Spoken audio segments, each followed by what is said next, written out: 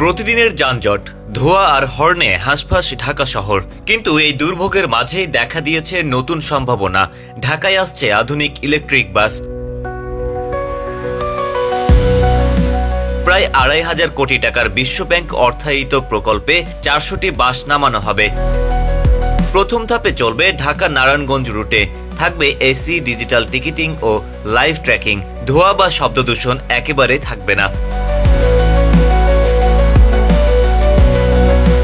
বাসগুলো উন্নত দেশ থেকে আনা হবে এবং দক্ষ চালক ও রক্ষণাবেক্ষণের ওপর গুরুত্ব দেওয়া হবে।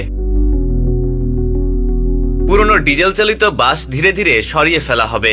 গঠন করা হবে ২০টি মোবাইল নির্গমন পরীক্ষা ইউনিট। আপগ্রেড করা হবে যানবাহন পরিদর্শন কেন্দ্র।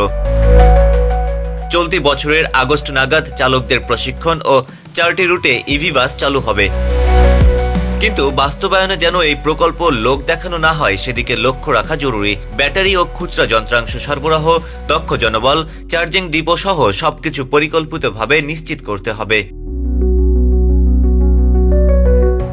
সরকার চায় একক অপারেটর মডেলে বিশৃঙ্খলা কমাতে। পরিবহন খাতের উন্নয়নের পাশাপাশি এটি টেকসই উন্নয়নের লক্ষ্যমাত্রা অর্জনের পথও সহজ করবে।